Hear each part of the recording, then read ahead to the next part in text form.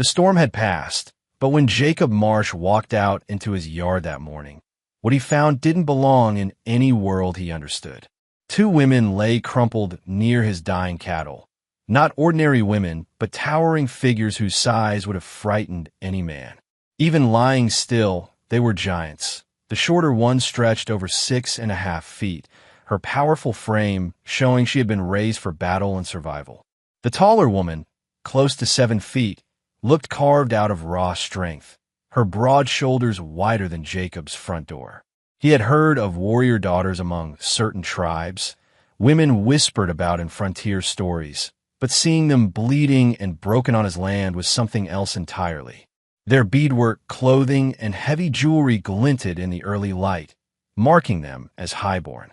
The shorter one had a deep wound near her ribs, and the taller woman's breathing came in harsh, uneven gasps. Whoever had hunted them down was dangerous enough to scatter even warriors like these. Jacob knew the rule of the frontier as well as any man. Helping women from a hostile tribe was signing your own death sentence if other settlers found out. People have been hanged for less. But when the taller woman's eyes flickered open and locked onto his, Jacob saw not hatred, not the fury settlers feared, but raw, human fear. The same fear he had felt watching his own ranch wither under drought, powerless to save it. She tried to speak, her deep voice breaking into a whisper in a language he didn't know, before slipping under again. Jacob knelt, trembling, torn between instinct and conscience. These women were too big to move easily, too hurt to survive without help, and too valuable to be left alone. In the next few minutes, he would either be remembered as a fool who defied every unwritten law of the territory, or as a man who chose to do what was right no matter the cost.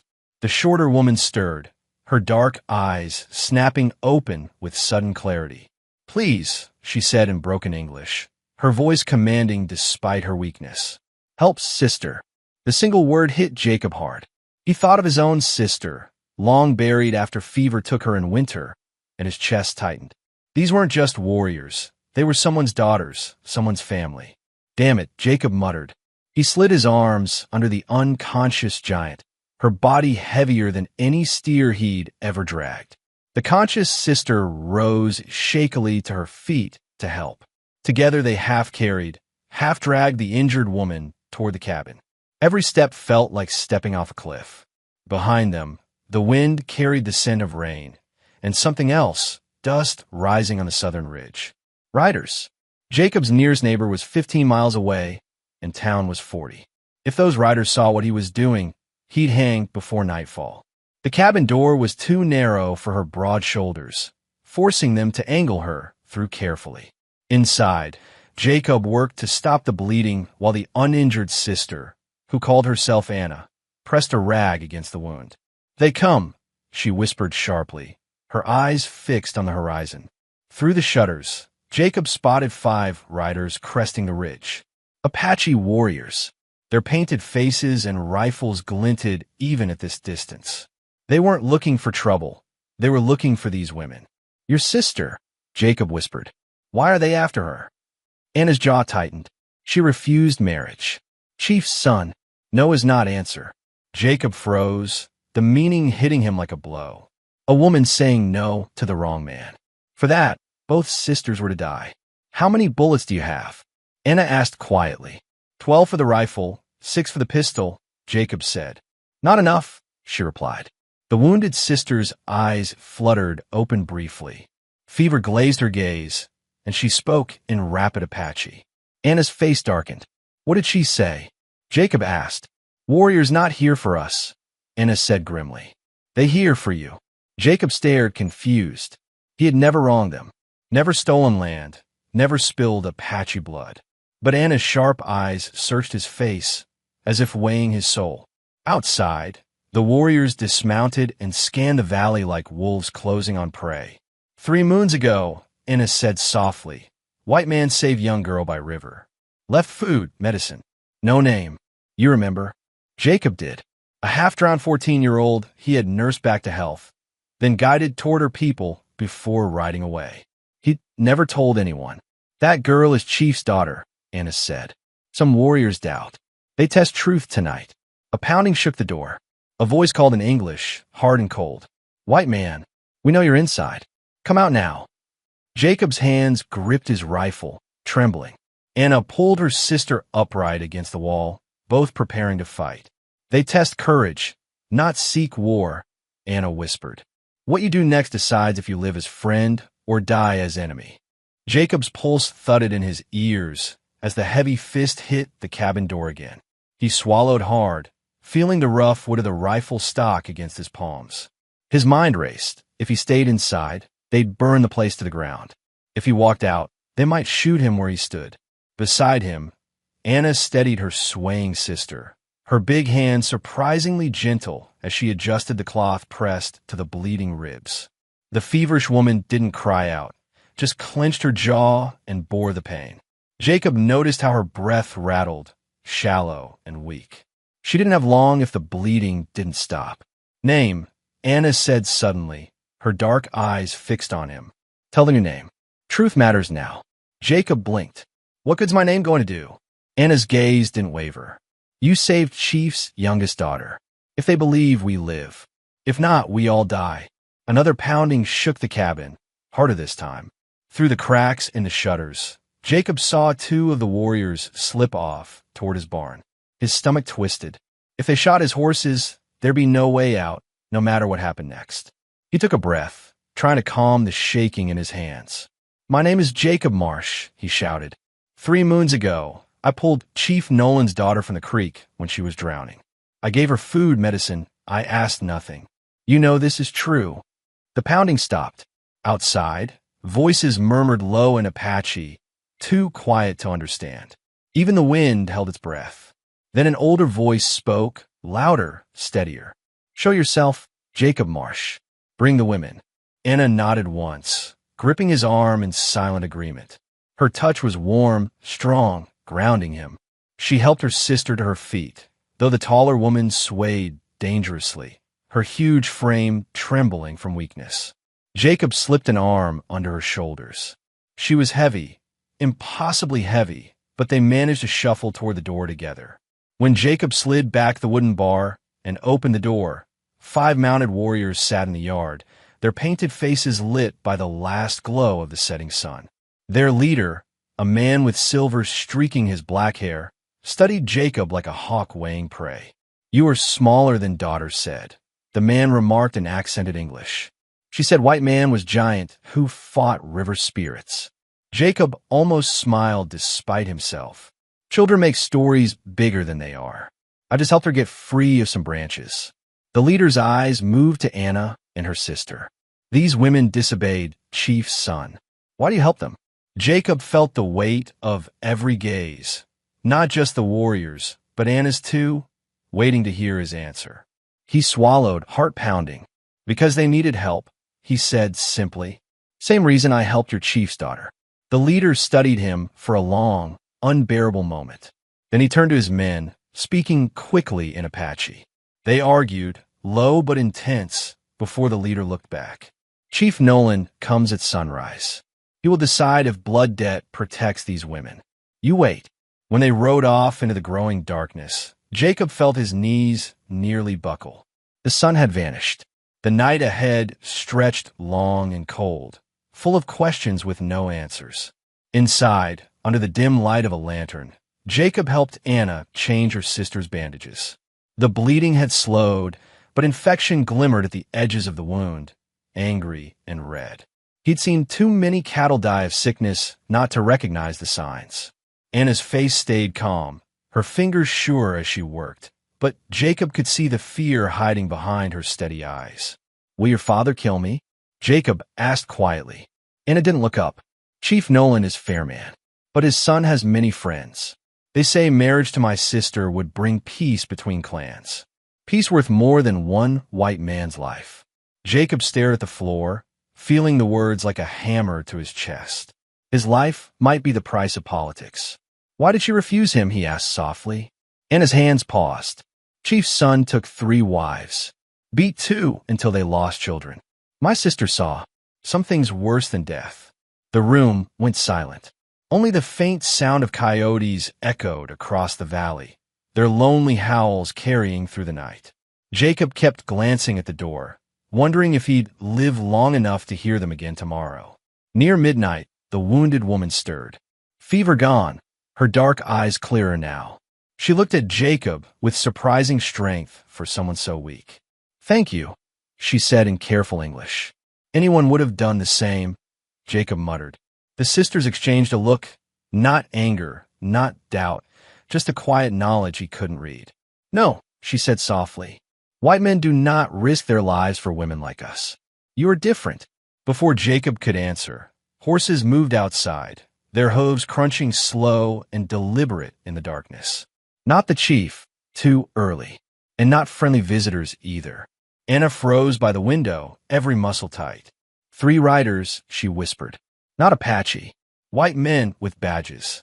Jacob's stomach turned to ice. Federal lawmen. If they found the sisters here, morning's meeting with Chief Nolan wouldn't matter. None of them would live to see dawn. A voice called from outside, sharp and familiar. "Marsh, we know you're in there. Come out slow, hand where we can see." Jacob stepped outside, forcing himself to keep his shoulders loose even though every muscle in his body screamed to run. The night air smelled of dust and gun oil. Deputy Marshal William Kane stood in the lamplight, his badge gleaming like a threat. 2 more lawmen fanned out across the yard with hands resting on their pistols. "Evening, Marsh," Kane said, his voice calm but sharp as barbed wire. "We've got reports of Apache in this area. Tracking party says they headed this way after raiding the Morrison place." Jacob kept his face still. "Haven't seen any Apache." He closed the door behind him, planting his body between the lawmen and the cabin. Kane's eyes narrowed. "That's so? Because there's blood on your porch. Fresh blood. A lot of it. Cut myself splitting wood," Jacob said smoothly. "I slipped. Show me the cut," Kane demanded. Jacob hesitated, brain racing. He could fake an injury, maybe slice his arm right there. But Kane wasn't a fool. He'd know old blood from new. One of Kane's men crouched by the porch, running a hand across the dirt. "This ain't one person," he called. "Different trails, different amounts. And these footprints. Lord, these are huge. Bigger than any settler I've seen."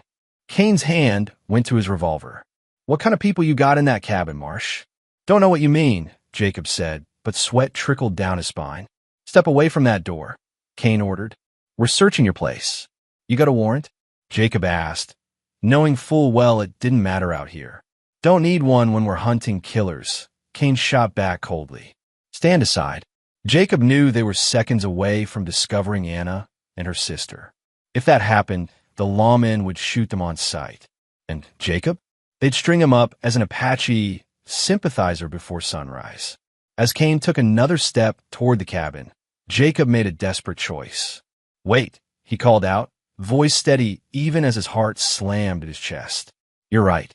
There are Apache here. 2 women badly hurt. They came for help." Kane's gun came up fast. "You admitting you're harboring hostiles?" "I'm admitting I helped 2 dying human beings," Jacob said firmly. "Same as I do for anyone else." The deputy marshal's face hardened. "Apache sympathizer. You'll hang for this, Marsh."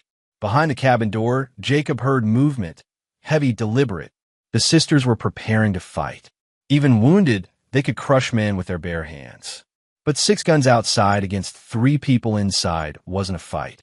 It was an execution waiting to happen. Before Kane could move closer, a shout came from the ridge. "Marshal, riders coming in fast from the north." Kane spun around, lowering his weapon slightly. "Could be more Apache," he muttered, barking orders to his men. "Take cover. Hold your fire till we see who it is." The sound of hoofbeats grew louder, pounding across the open ground. Jacob's stomach knotted tighter with every beat. He prayed it was Chief Nolan, but the riders weren't Apache. They were more lawmen, reinforcements, rifles glinting under the moon. "Orders from the governor," the lead rider called as he swung down from his horse. "All Apache found with settlers are to be taken for questioning about the Morrison killings." Kane's confidence returned with a cruel smile. Now there were 6 armed men in the yard. "Search every building," he ordered. "Bring out anyone you find." Jacob's heart sank. His confession had doomed them. Within minutes, Anna and her sister would be dragged out, and all three of them would be finished. But Anna did something no one expected. She opened the cabin door herself and stepped into the lamplight. Her massive frame filled the doorway, her nearly 7-foot height drawing an involuntary step back from even the hard-eyed marshals. Her bearing wasn't fearful or meek. It was regal, defiant. "I am Anna, daughter of Chief Nolan," she said in clear English.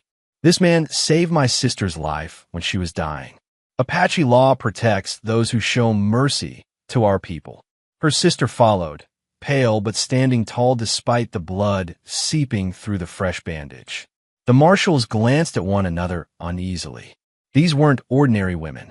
These were warrior daughters, giants among their people, bred for strength and leadership. "Apache law doesn't mean a damn thing to the federal government," Kane snapped, raising his rifle. "You're coming with us." "No," Anna said, her deep voice calm but commanding. "We are not." "You don't have a choice," Kane said, but for the first time uncertainty edged his voice.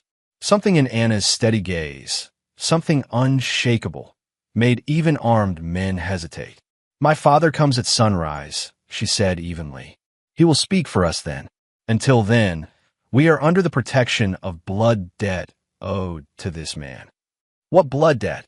Kane demanded. The wounded sister stepped forward, her massive shadow spilling across the yard. "3 moons ago, this rancher saved our youngest sister from drowning. Apache law says a life debt must be honored. Tonight he called that debt." The lawmen exchanged uneasy glances. They'd heard of blood debts, sacred obligations no warrior dared break. But they'd never seen a white man claim one. "That's superstition," Kane spat. But his voice lacked conviction. "Does your law not honor treaties?" Anna asked coolly. "Does it not say our customs stand in matters of our own people?" Kane's jaw tightened. He knew she was right. A treaty signed last winter had recognized Apache law in tribal disputes. If these women really were Chief Nolan's daughters, Jacob was under tribal protection until the chief himself ruled. "We wait till morning," Kane growled. "But if your father doesn't show, or if his decision doesn't satisfy federal law, all 3 of you are coming with us." As the marshals spread out to guard the property, Jacob felt Anna's step closer beside him, her presence steady and strong. "Father is wise man," she said softly. "But wisdom can be heavy." Jacob understood. Chief Nolan's decision at sunrise wouldn't just decide their lives. It would decide how Apache law and federal law collided on this patch of unforgiving ground. The night dragged on like an open wound. Jacob sat by the window, lantern turned low, watching shadows shift across the yard where the federal marshals paced in the dark. Their rifles glinted faintly under the moon. Any wrong move from inside, and they'd blast the cabin apart without a second thought. Inside, Anna knelt beside her sister, who lay propped against the wall on a rough bedroll. Jacob had torn up one of his few clean shirts for bandages. The tall woman's skin was clammy, and even though the bleeding had slowed, the angry red swelling around the wound scared him. He'd seen plenty of cattle die of infection, and people weren't any different.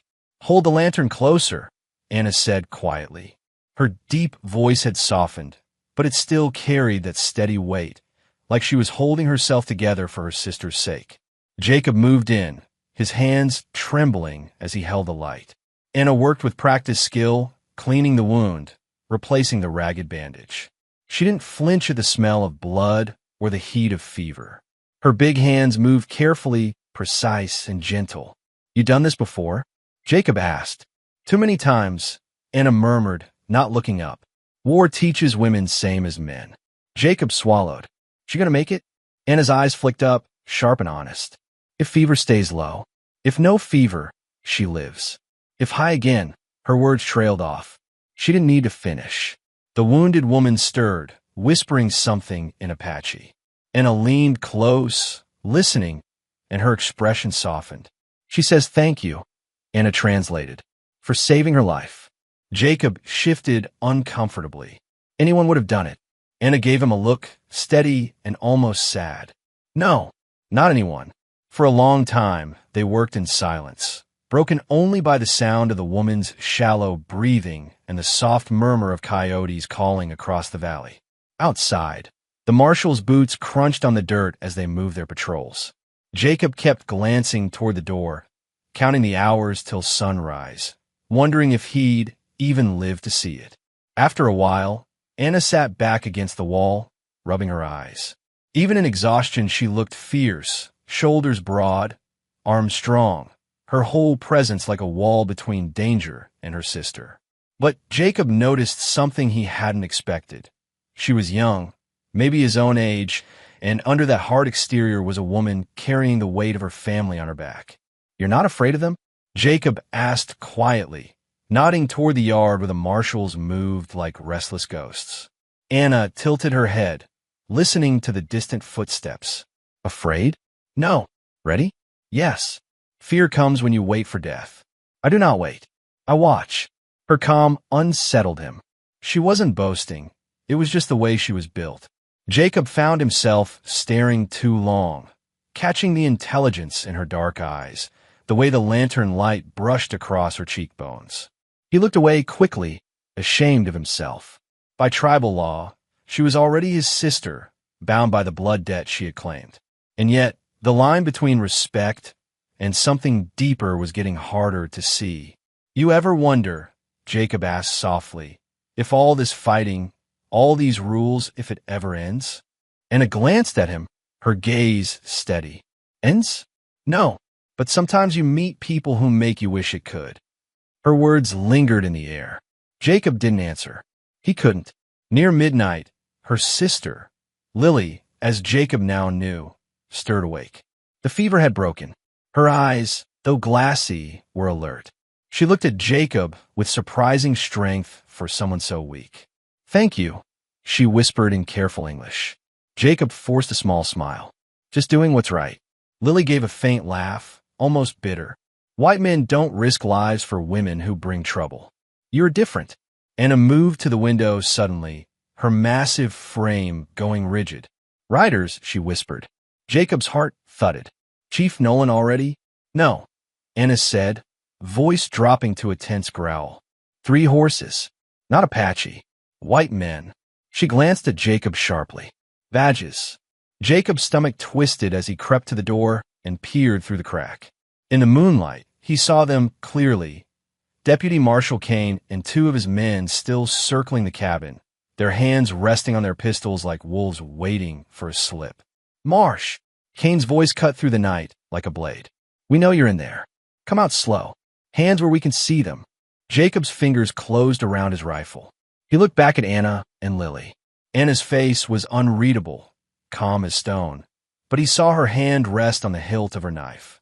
Even wounded, Lily's huge frame tensed, ready to fight if it came to that. Jacob's throat fell dry as bone. "If I go out there, they might kill me," he whispered. "If you stay, they will kill us all," Anna said simply. "But not with fire. They test you. See if courage is real." Jacob drew a breath so deep it hurt. His hands trembled, but his voice didn't when he said, "Stay inside. Don't move unless I tell you." He reached for the door latch. "You go alone?" Anna asked. "Better one man than all 3, Jacob said. He gave her a quick, almost reckless smile. "Besides, if they shoot me, you'll have fewer mouths to feed." Anna's eyes softened just a little. "You joke when death comes?" Jacob swallowed hard. "It's the only way I know to keep my hands from shaking." Then he opened the door, stepping into the moonlight, with 6 armed men staring him down and no guarantee he'd live to see the sunrise. The cold air hit Jacob like a slap when he stepped outside. Moonlight spilled across the yard, lighting up 6 rifles pointed his way. Deputy Marshal Kane stood front and center, his badge shining like a threat. "Marsh," Kane called. "This your last chance. Step aside and let us search that cabin." Jacob kept walking forward until he stood halfway between the porch and the marshals. "There are 2 women inside," he said evenly. "They're hurt bad. They came to me for help."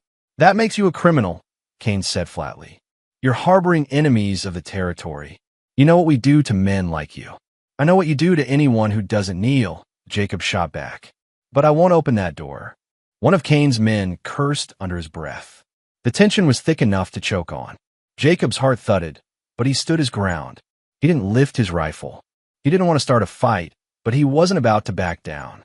"Move," Cain ordered, raising his gun. "Not happening," Jacob said, his voice steady even though his hands shook.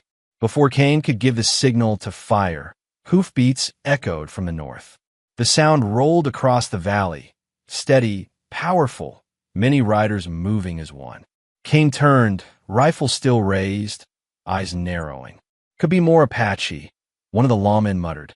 Jacob prayed silently. If this wasn't Chief Nolan, it was over. Dust swirled on the horizon, and then figures appeared, riding hard. But it wasn't a war party. It was Chief Nolan himself, arriving with 5 elders at his side. Their faces were painted for ceremony, not battle. They rode straight into Cain's line of fire, without flinching. The chief dismounted slowly, like a man who feared nothing. His eyes swept across the yard, sharp and calm. "Deputy Cain," he said in perfect English, "you hold my daughters as prisoners. This causes trouble between our peoples."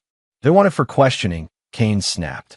"Settlers were murdered at the Morrison place. Federal law says they come with us." "They defended themselves," Chief Nolan said evenly. "The Morrison man tried to force himself on them. Apache law protects their honor, and the treaty says our law stands in matters of our own people." Cain's jaw tightened. Even if that's true, harboring fugitives is still a crime. This rancher broke the law helping them. Chief Nolan turned to Jacob, studying him carefully. "You are Jacob Marsh," he said. 3 moons ago, you saved my youngest daughter from drowning."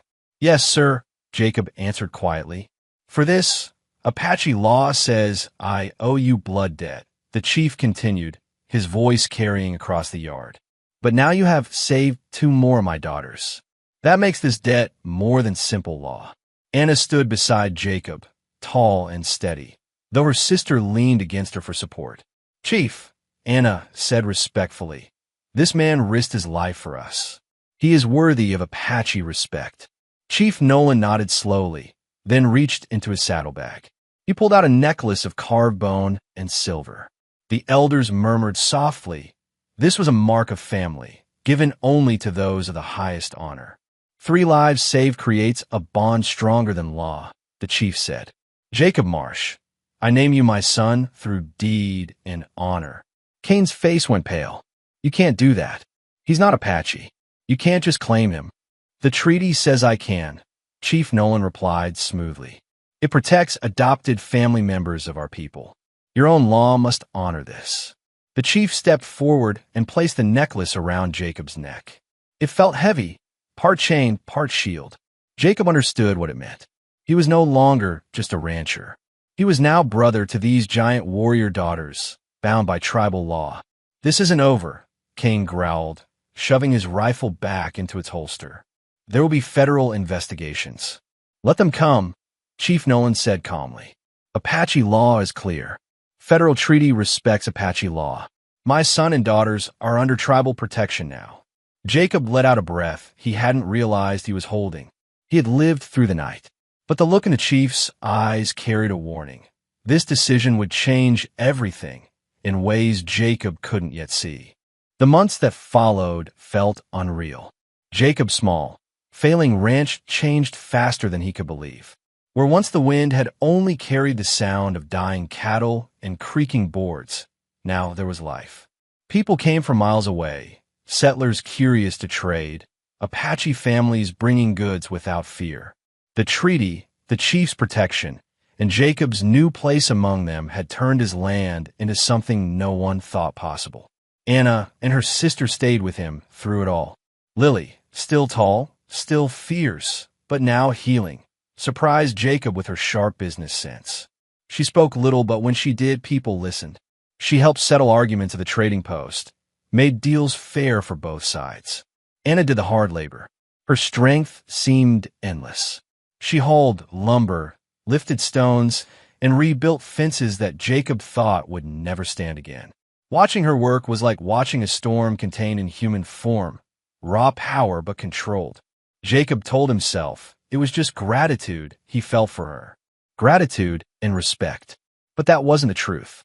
The more time he spent with Anna, the more he noticed things that had nothing to do with survival or treaties. The way her deep laugh rolled out like thunder when something truly amused her. The way she carried herself, proud but never cruel. The way her eyes softened when she looked at her sister, and sometimes when she looked at him. But she was his sister now by Apache law. That bond was meant to protect her, not tempt him. Jacob tried to bury what he felt. Some nights, lying awake under the creak of the cabin roof, he wondered if the chief had seen straight through him that morning. One evening, Lily spoke as they sat around the fire. "You struggle with adoption," she said plainly, her English careful but clear. Jacob glanced at her, startled. "Struggle. Apache law makes family," Lily said. "But family can be prison too."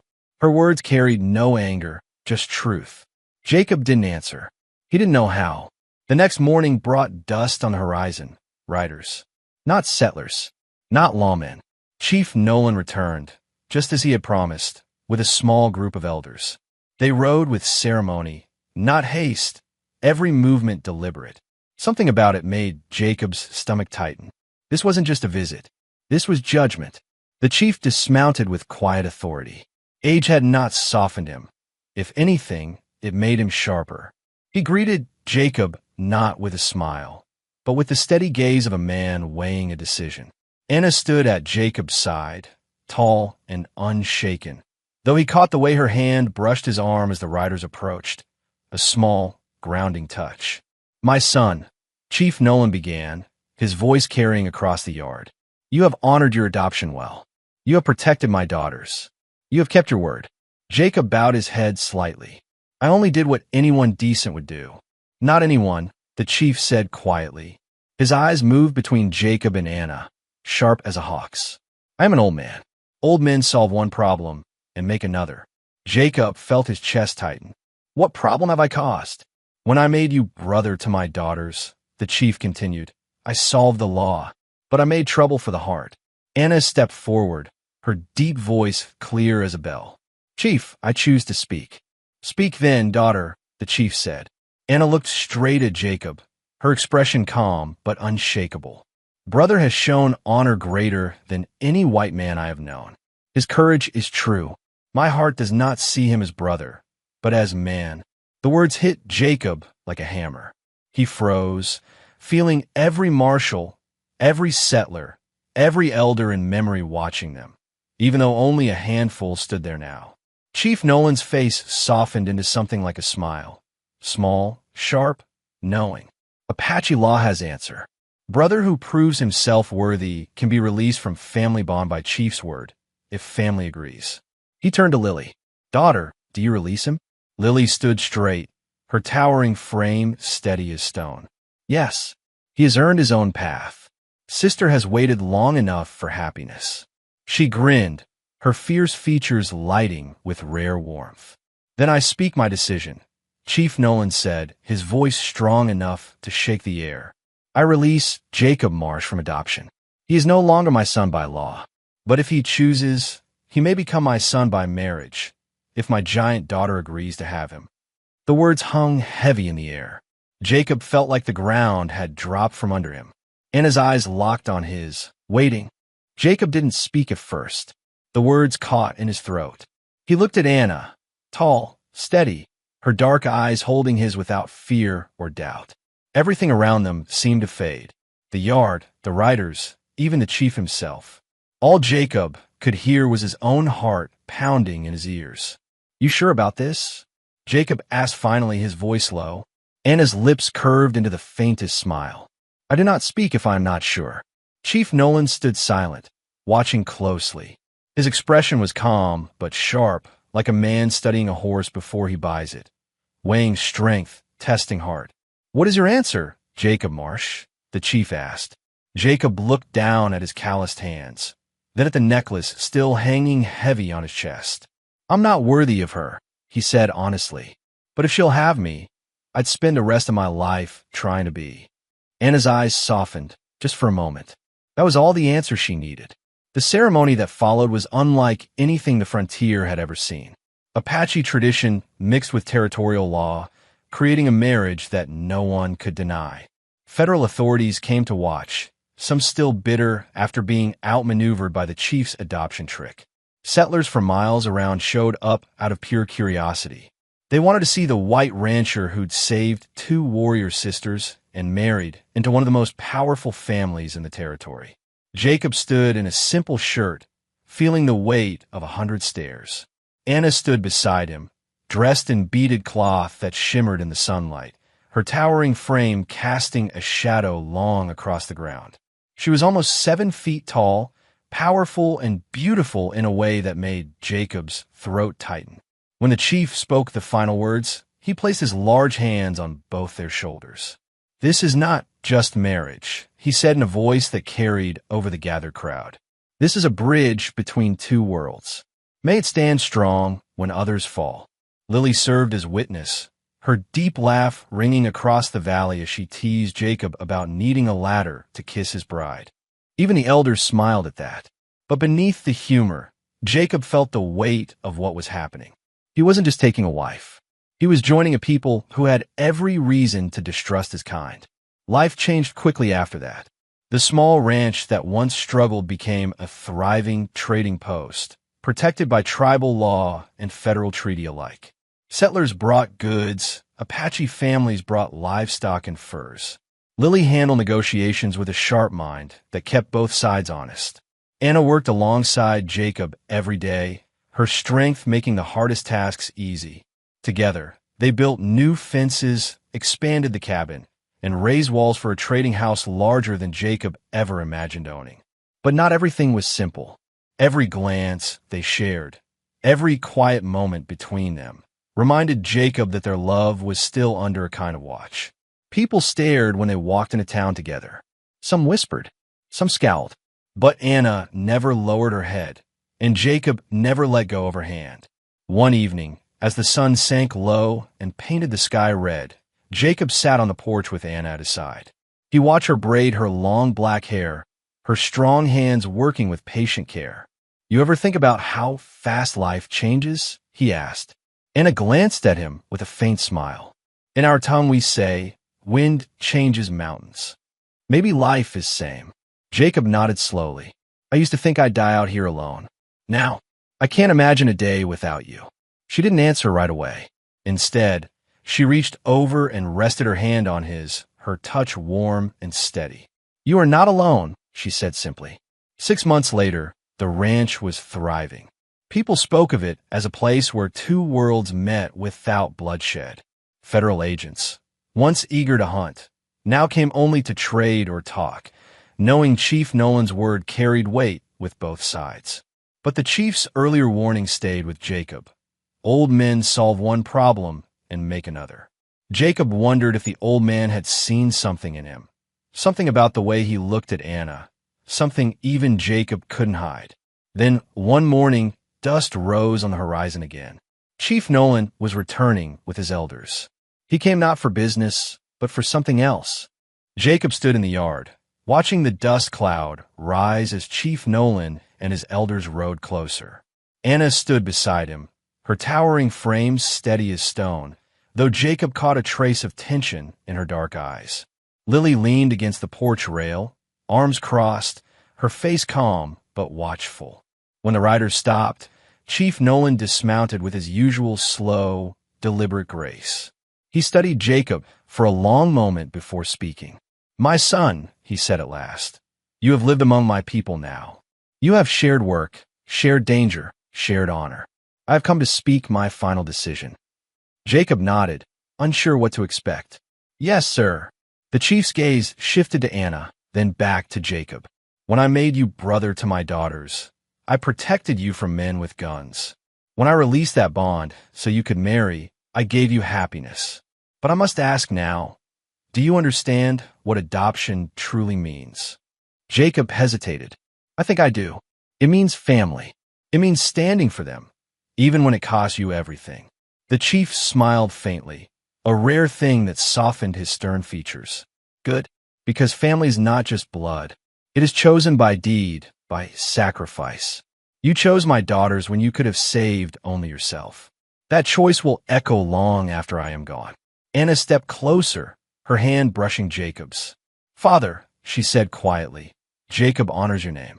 Our people see his worth." The chief nodded. "I've seen it too. You have proven that a man's heart is not measured by his skin, but by his courage." He raised his voice so the elders and ranch hands gathered nearby could hear. "From this day, Jacob Marsh is not just my son by law or by marriage. He is my son by blood of the heart. His land is Apache land, and Apache land is his. Any who harm him, harm me." The elders murmured approval. Even Lily's sharp eyes softened with pride. Jacob felt a lump rise in his throat. "Thank you, Chief," he said, voice unsteady. "I won't forget what this means." "See that you do not," the chief said, though there was warmth behind his words. Then he turned to Anna. "Daughter, your choice was brave. Love is not weakness. Love is strength that holds families and nations together." The chief mounted his horse again, but before leaving, he looked back at Jacob one last time. "Remember this, my son. Men who build bridges live longer than men who build walls." As the riders disappeared into the horizon, Jacob stood in silence. Anna slipped her arm through his, her towering height casting a long shadow beside his. Lily grinned, shaking her head. "You look smaller every day standing next to her," she teased. "Maybe," Jacob said with a smile, "but I've never felt taller." Months turned into a year. The ranch flourished, not as a place divided by color or law, but as a gathering ground where settlers and Apache traded, worked, and learned to live without fear. Jacob and Anna built a bigger home together. Lily stayed close, guarding her sister's happiness with the same fierce loyalty Jacob had once seen in her dark eyes on that first night. Sometimes strangers still came, suspicious or angry, but no one dared raise a hand against Jacob Marsh. Word had spread. The man who once faced down death for 2 wounded women now stood under the protection of one of the most powerful leaders in the territory. And yet, Jacob never thought of protection as the real gift. What mattered was the family he had found, a family born not of blood, but of trust, sacrifice, and love that crossed every boundary people once swore could never be crossed. One evening, as the sun set gold over the valley, Jacob watched Anna lifting heavy beams for their new barn as easily as other women lifted baskets. He walked over, wiping sweat from his brow. "You know," he said, smiling, "I think I'm finally starting to keep up with you." Anna laughed, low and warm, shaking her head. "No, Jacob Marsh, you just learned to walk beside me." He looked out across the land, his land, their land, and felt something he had never felt before. Belonging, purpose, peace. The frontier had taught him a hard truth. Courage is not just fighting enemies. Courage is helping strangers when it could cost you everything. And sometimes, courage builds bridges stronger than fear, turning enemies into family.